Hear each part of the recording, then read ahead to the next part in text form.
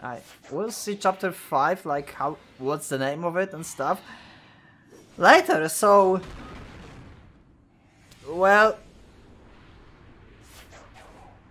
didn't so much of Ichijo. What the fuck?